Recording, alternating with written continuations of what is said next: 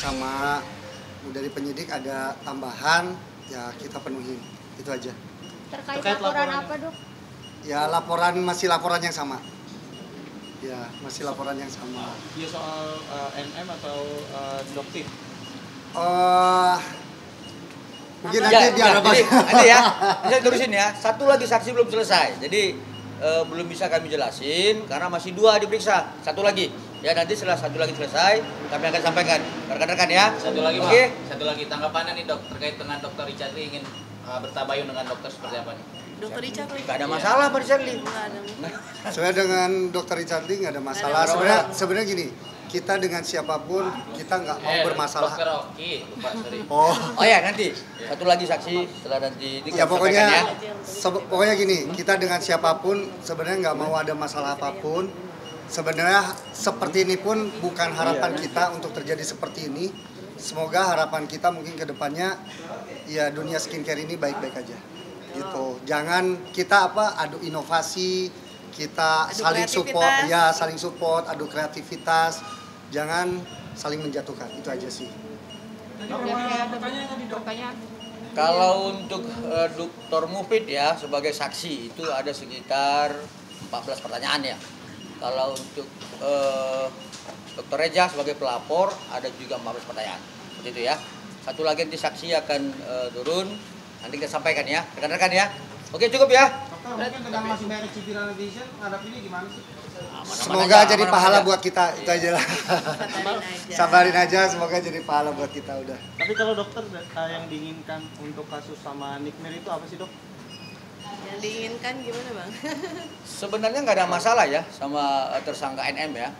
Tapi pada prinsipnya klien kami sudah melaporkan ini, maka biarlah proses hukum yang berjalan ya kawan-kawan.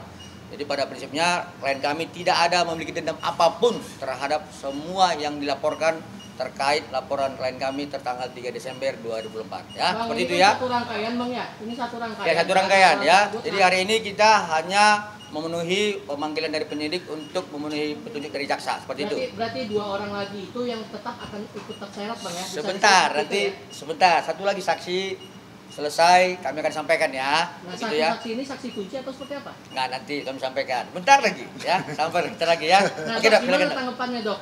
Baik Dokter Mufid ataupun Dokter Reza itu melihat 2 orang ini meskipun dalam satu rangkaian tapi tidak terbawa atau belum menjadi tersangka gitu. Ya kami serahkan pada proses hukum. Ya kita serahkan aja, mudah-mudahan ya sebaik-baiknya aja.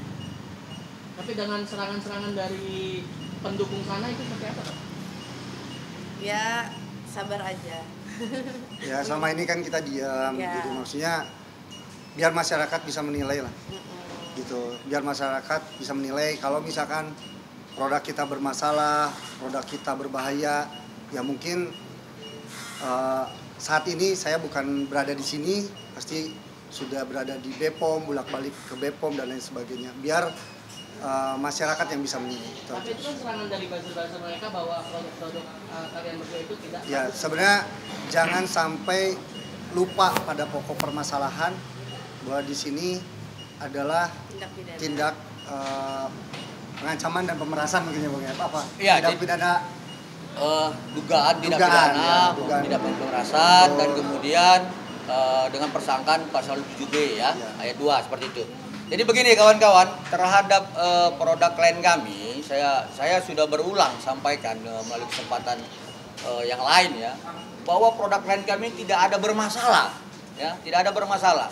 Karena 1 bulan yang lalu, klien kami juga sudah dimintai keterangan terhadap produk yang dituduhkan kepadanya, ya. Secara ketentuan, secara norma-norma peraturan BPOM sudah kita sampaikan kepada penyidik dokumen-dokumen dan ternyata tuduhan itu tidak benar. Dan kalau ada pun pihak lain yang merasa kurang puas, silakan laporkan. Jadi jangan ngebacotnya di media sosial gitu. Jadi sudah kita sampaikan kepada penyidik semua dokumen kita bahwa produk klien kita ini tidak ada persoalan. Ya seperti itu. Tapi Ya. Jadi akan pokoknya- tetap membawa ke ranah hukum nggak terhadap bacotan-bacotan dari ya intinya gini. Jadi intinya gini. Mungkin jangan sampai kita sebagai masyarakat itu tergiring opini ya. Jadi gampang banget kalau misalkan kita terlalu percaya dan tergiring opini. Biar kita serahkan terhadap institusi yang memang berjalan di negara ini. Kalau produk bermasalah ya kita serahkan terhadap BPOM. Kalau misalkan ada pidananya ya kita misalkan serahkan kepada pihak kepolisian.